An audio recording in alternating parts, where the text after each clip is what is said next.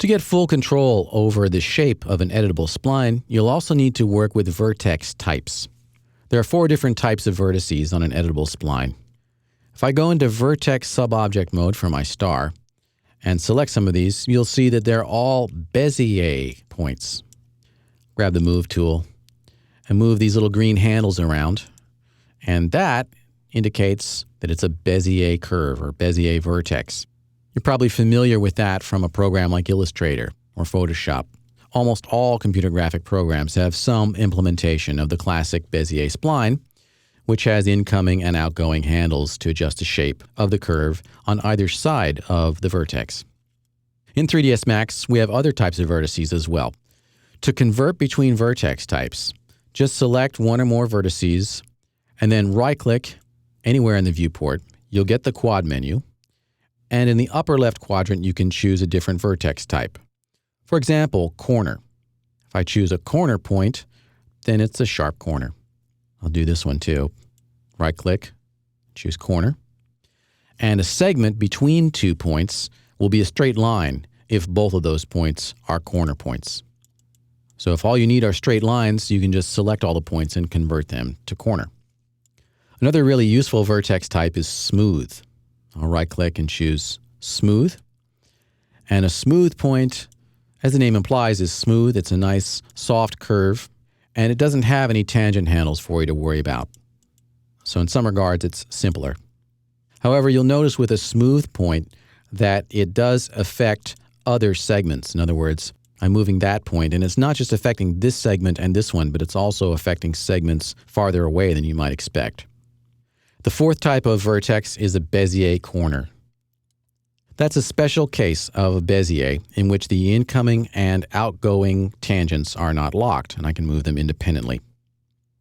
You'll notice, by the way, with a spline that the transform gizmo does not appear at the location of the tangent handle.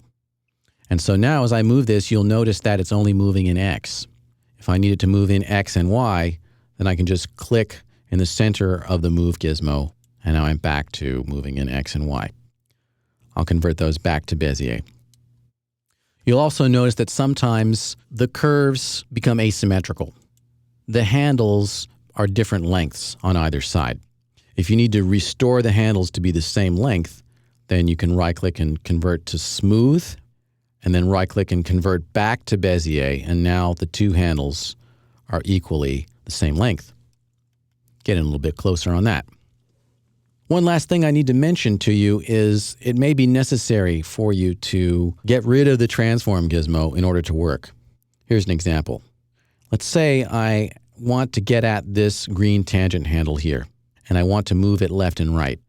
Because it's underneath the transform gizmo, I actually cannot move it in X, because as soon as I click there with my mouse, I'm telling 3ds Max that I want to constrain the movement to Y.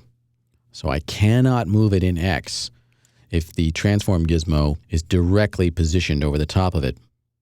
In this case, I'll need to hide the transform gizmo and use the Axis Constraints toolbar. To hide the gizmo, I'll press the X key on the keyboard. And to get the Axis Constraints toolbar, right-click on the main toolbar and choose Axis Constraints. And now in the Axis Constraints toolbar, I can choose X and Y as my constraints. And now I can edit this as I needed to before. One last point about hiding the transform gizmo. There's a separate command in the Views menu that says Show Transform Gizmo. And if you turn that off, then the transform gizmo and the little axis tripod will also disappear and you'll be left with nothing. I don't recommend that. Turn that back on again. Just use the X key, which will hide the gizmo but still show you this red axis tripod so you'll know which constraints you're currently in. Exit out of subobject mode. And that's a little introduction to using different vertex types in an editable spline.